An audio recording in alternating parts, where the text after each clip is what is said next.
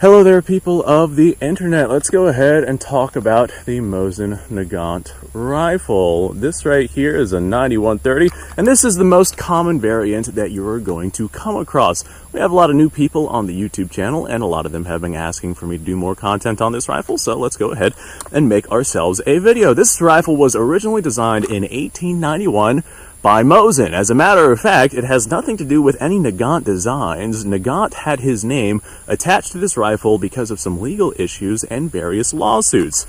So what exactly is the Mosin Nagant rifle? This is a rifle that served Russia for many years until the adoption of the SKS and ultimately the AK-47, but that is a topic for a different video. This particular rifle, this is an unrefurbished 9130 that is actually in pretty gosh darn good shape. We got burn marks on this thing, we got scratches all over this thing, we got the cartouche still on this thing.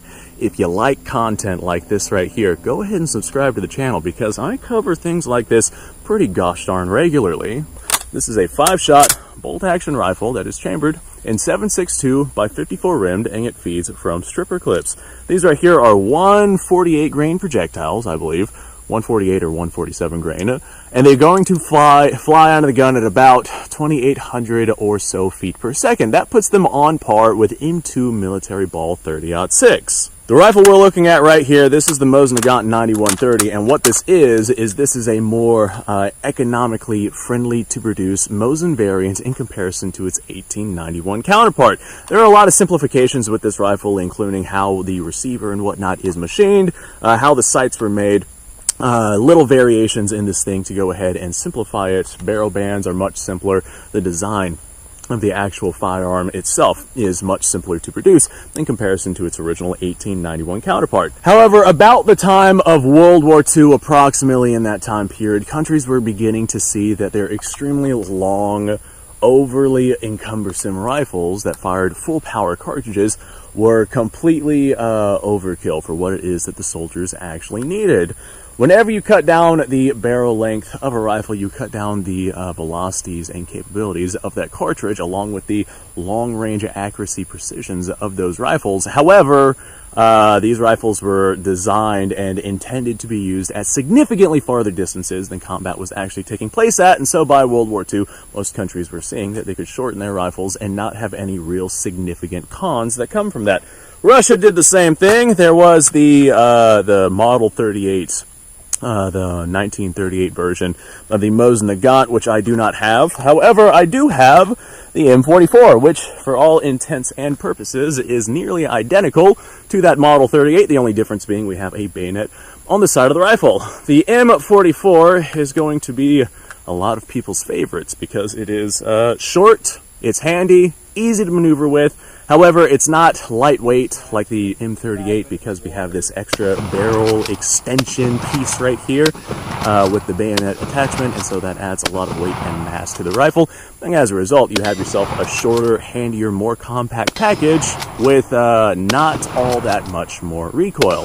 However, the muzzle blast that comes out of this thing because of its shortened barrel is significant. I would not want to be one of the Russian soldiers who are having to use one of these rifles in some sort of close combat situation. I know out here, whenever I am utilizing this rifle in this open field, I can feel the teeth rattle around in my head, and I'm using hearing protection. I literally cannot imagine using a rifle like this indoors. The M44 is going to be the same sort of system. You have yourself a bolt-action rifle, 5 rounds of 7.62 by 54 rimmed, and they're going to be the same cartridge. These are actually a rimmed cartridge. However, there is a cutoff system inside of the Mosin's magazine that is designed to separate the rounds inside of the magazine from the round that is about to be fed into the chamber, and this prevents rim lock. There's just one of the ways that the rifle is intended to prevent rim lock. It's also a single stack only magazine, so you don't have a lot of the rim lock issues that you would say get with the Enfield series, which has a double stack magazine. There's a lot of controversy as to how much of an issue rim lock actually is. I'll let you guys go down in the comments below. I know for a fact I've gotten it several times on this channel, so yes, it does exist. How the Mosin is operated, and no, this is not a correct sling. I know, I'm sure somebody's going to go yell at me in the comments for that one. How the Mosin is operated is it is fed from the top of the receiver. It does not have an external magazine that you can load into the bottom of the receiver. The magazine is in fact fixed. You could open up the magazine and manually load rounds directly into the magazine, but that is not the intended way to use the Mosin. You have to open your bolt, and the rifle is fed from stripper clips. You do not need the stripper clip to feed the rifle. Press these down into our little stripper clip guide, and you should be able to just feed these rounds directly into the system, just like that. Then you can discard your stripper clip, or in my case, I will save it, because that right there is in fact reusable. And now we have ourselves a couple of, see, we got some rim lock going on with this. Rim lock, even with the Mosin's magazine cutoff system, is still an issue. It's not something that is all that much of an issue. It doesn't happen all that often, but this is a good case of the Mosin receiving rim lock, even with that magazine cutoff system. So all of that being said, I'm going to send a couple of rounds of 54 rim downrange. This right here is that 148 grain projectiles that should be traveling at about 2,800 or so feet per second. This is a full power rifle cartridge on par with military 30-06. And with a rifle like this, it's not that much recoil behind it. This is a very heavyweight rifle. I do believe that these came in at around 9 pounds, maybe a little bit over 9 pounds. I have not actually weighed the Mosin, so I'm not positive on that one. The 9130 is significantly less, how would I describe it? Less smooth of an action than something like the original 1891 system. The Russian versions of these rifles, in comparison to, say, the Finnish Mosins, are also significantly less smooth. The Finnish Mosins are considered to be like the Cadillac versions of the Mosin Nagant. I know I loaded a full magazine inside this 9130, but I've only got this 5 rounds of ammo, so I think I'm going to unload the 9130, and let's go ahead and send a couple of rounds downrange with our M44. Now, as we can see right here, I am loading the magazine 1 round at a time. Yes, you can load it without your stripper clips. We do not have one in the chamber. I'm going to go ahead and extend my bayonet here, because that is the proper way to do it, the Russian way to do it. As a matter of fact, these rifles were actually zeroed with the bayonet attached. A completely stupid idea, if you ask me. I don't want to have a bayonet attached to my rifle in order to have it be accurate, but that's what the Russians did. Now this is going to be significantly more powerful and have significantly more blast. Well, I say significantly more powerful. The muzzle blast coming out of this thing is going to be significantly more powerful. The cartridge going down range will actually have less velocity, not by a significant margin, but it will have less velocity because of our shorter barrel. And the powder burning outside the barrel is what creates that muzzle blast.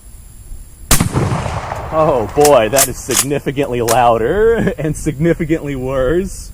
This right here is a rifle that is absolutely nuts. I had some rust on my bayonet. That rust is gone now.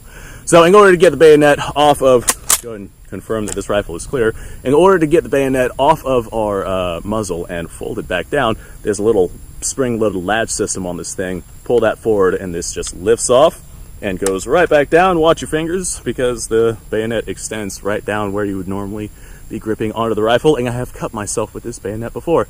It is not fun. After World War II, the advent of self-loading rifles becoming extremely predominant on the battlefield is one of the reasons why the Mosin Nagant was replaced in military service. Of course, it is still seeing service and use all around the world by people who do not have access to self-loading rifles. It is an incredibly strong, robust action that will outlast both you and myself, as it has outlasted the people before us. All of this being said, the Mosin has actually gotten a pretty poor reputation for being the garbage rod, because there are plenty of shot up, not great rifles out there, and these rifles also used to not be a lot of money. You used to be able to pick these rifles up for less than $100, and the ammunition used to be quite inexpensive as well. The ammunition for these rifles was corrosive, and a lot of people did not clean the corrosive ammunition out of their rifles, and there are a lot of Mosins out there that have completely shot out and corroded bores, and it is absolutely tragic. However, that is beyond the scope of this video. So hopefully you guys enjoyed watching my little video on the Mosin Nagant. I think I've covered pretty much everything with this rifle. I have done more in-depth videos on this rifle, but people just wanted to see more content on it. So all this being said, thanks for watching, folks. I appreciate your time. Like, subscribe, share. Description below has a link to all sorts of stuff. Go check it out. You guys go off, have yourself a fantastic day. I will see you guys on the next episode.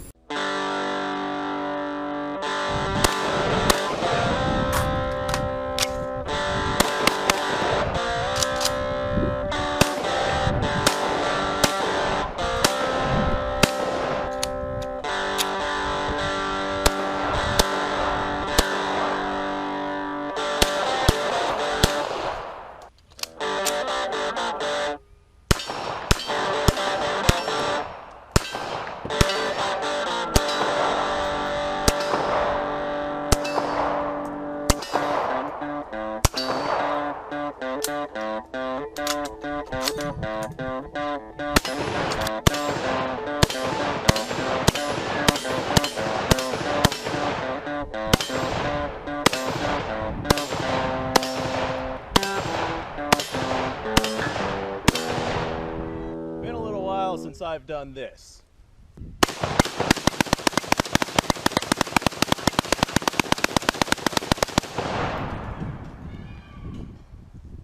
Bonnie and Clyde be damned.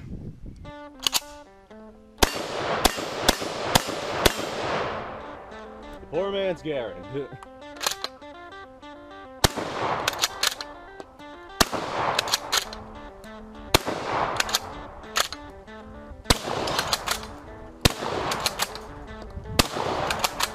It's a shame that bolt action shotguns aren't more mainstream.